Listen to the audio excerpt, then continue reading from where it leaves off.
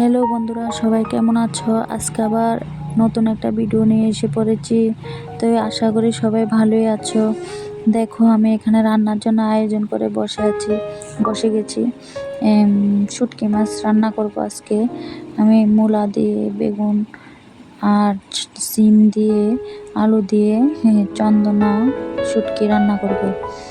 তাই জন্য সব আয়োজন করে নিয়ে বসে গিয়েছি। তো কেমন লাগছে ভিডিওটা সবাই একটু কমেন্ট করে বলবে। তো দেখো, এখানে পেঁয়াজ কুচি, তারপরে সবজিগুলো কেটে নিয়ে বসে পড়েছি রান্নার জন্য। তো এখানে দেখো, কড়াইয়ের ভিতরে তেল দিয়ে দিয়েছি, দিয়ে তারপর পেঁয়াজগুলো দিয়ে দিয়েছি। তারপর এখন ভালো করে পেঁয়াজগুলো মানে ভেজে তারপর দিয়ে দেবো শুটকি মাছগুলা। একটু ভালো করে ভেজিয়ে দিয়ে দেবো। তো দেখো, দিয়ে দিয়েছি শুটকি মাছগুলি।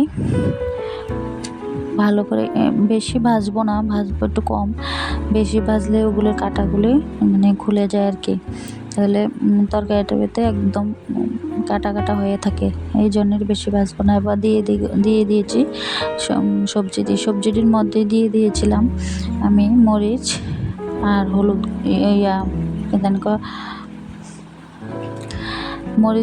বাটা মরিচটা দিয়ে দিয়েছি।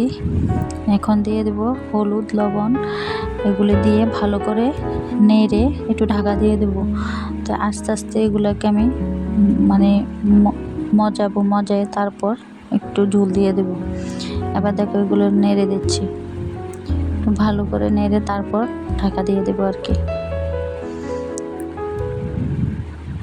তো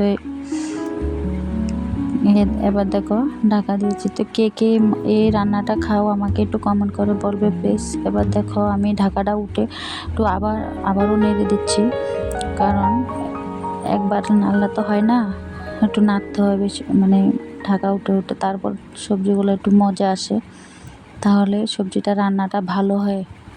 এবার দেখো, আমি দিয়ে দিয়েছি ঝোলটা ভালো করে ফুটিয়ে এলে তারপর নামিয়ে নেব। দেখো কালারটা কি এসেছে, খুব সুন্দর লাগছে না? এই দেখো, আমি দেখিয়েছিলাম টমেটোগুলোকে আমি একটু চাটনি করে নিয়েছি। তো এই দেখো, আমার রান্নাটা কমপ্লিট। তো কেমন হয়েছে